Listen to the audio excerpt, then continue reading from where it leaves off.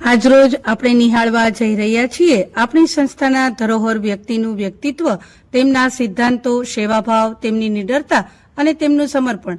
Doctor Sushilaben શેઠ, જેમણે પોતાના સિદ્ધાંતોમાં હંમેશા ફરજનિષ્ઠ, સેવા, સમર્પણ અને સત્યનિષ્ઠ રહેલા છે.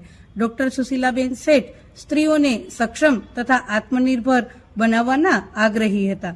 તેમનું વ્યક્તિત્વ હંમેશા નાળિયેર જેવું, ઉપરથી કઠોર અને અંદરથી નરમ હૃદય, હંમેશા સેવા માટે ધબકતું. તેની એક એક ઝાંખીઓ આપણે જોઈશું.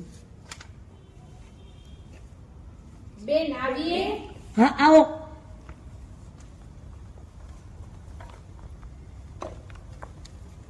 મેં વાર્ષિક આયોજનનું કામ સોંપ્યું હતું, તે કેમ પૂર્ણ કરેલ નથી? આપ સૌ જાણો જ છો કે કામમાં હું બાંધછોડ નહીં ચલાવું. સમયસર કામ થવું જોઈએ. કામમાં કચાશ આજે પણ નહીં ચલાવું ને કાલે પણ નહીં. હા બેન, હવેથી ધ્યાન રાખીશું. તમે જઈ શકો છો. ભલે બેન.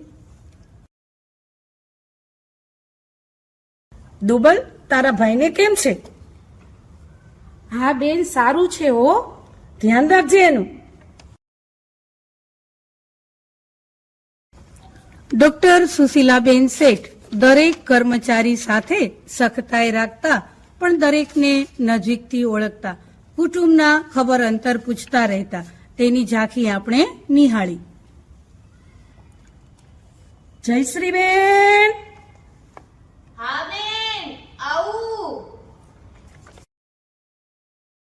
આજે હું આવી ત્યારે મેદાન વાળેલું ન હતું. સફાઈ કેમ નથી થઈ?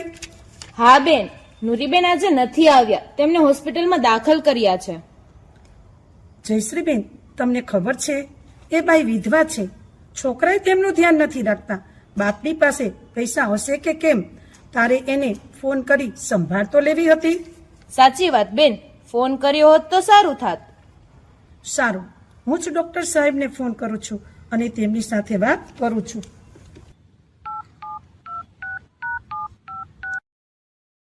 હું સુશીલાબેન શેઠ બોલું છું.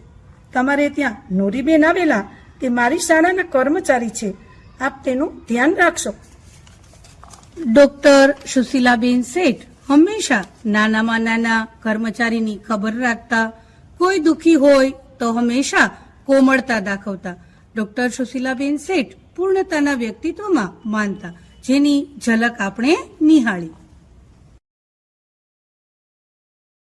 રંજનબેન. હા બેન. આ લાઇટની સર્વિસ ક્યારે કરાવી? કોણ આવ્યું તું કરવા? પેલી રસોડાની લાઈટ નાખી આપી ને તે GEB ના શાહ સાહેબ આવેલા. આ સર્વિસ તેમણે પોતાની હાજરીમાં જ બધું કામ સમયસર કરી આપ્યું. સારું, આપણે તેને પેમેન્ટ કરી આપશું.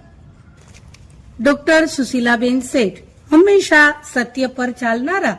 પાયામાં હંમેશા સત્ય છુપાયેલું હતું. તે હંમેશા કર્તવ્ય પરાયણતા દાખવતા હતા. સંસ્થામાં નાનામાં નાની વાત હોય તો પોતે તેની જાતે કાળજી રાખતા અને કર્તવ્યનિષ્ઠ હતા.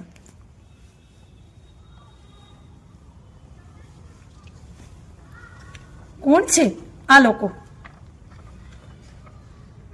નમસ્કાર બહેન, અમે વિરાયતન સંસ્થામાંથી આવીએ છીએ. કચ્છમાં ભૂકંપના કારણે ઘણું નુકસાન થયેલ છે, તો આપ ભૂકંપગ્રસ્ત લોકોને ફૂડ પેકેટ, ધાબળા કે કોઈ અન્ય સહાય આપશો? પ્રવીણા. આવું બેન. બોલો ને બેન. બહેનો આવ્યા છે, સારું કામ કરે છે. ભૂકંપમાં અસરગ્રસ્ત લોકો માટે આપણે શક્ય યોગદાન આપી. ભલે બેન. ચેકબુક લાવો ને. આપો બેન.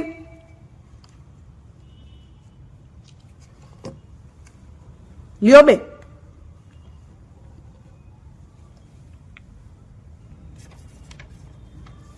બેન, ખૂબ ખૂબ આભાર.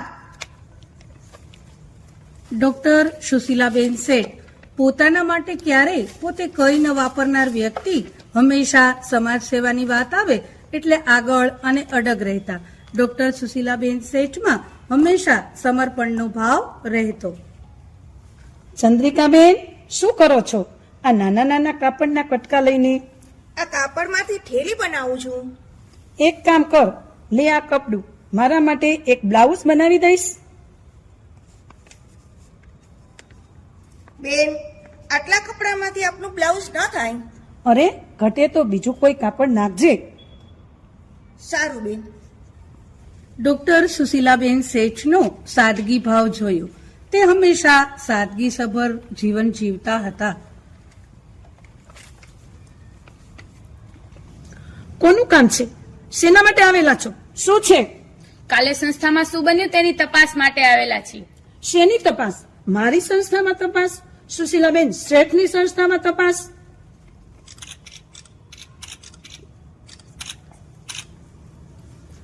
જો ભાઈ, આ સંસ્થા હું ચલાવું છું, એમાં દીકરીઓનું હિત શેમાં છે, એની સલામતી શેમાં છે, તે જોવાનું કામ મારું ડોક્ટર સુશીલાબેનનું છે. એમાં મારે કોઈ મીડિયાવાળા પાસે ચોખવટ ન કરવાની હોય. તમારે જે કરવું હોય તે કરી શકો છો. તેનાથી સંસ્થાને કે ડોક્ટર સુશીલાબેનને કાંઈ ફરક પડતો નથી. ડોક્ટર સુશીલાબેન શેઠ સ્પષ્ટ કહેનારા, આખા બોલા સ્વભાવવાળા હોવા છતાં સત્ય, સેવા, સમર્પણ પર ચાલનાર વ્યક્તિત્વ હતું.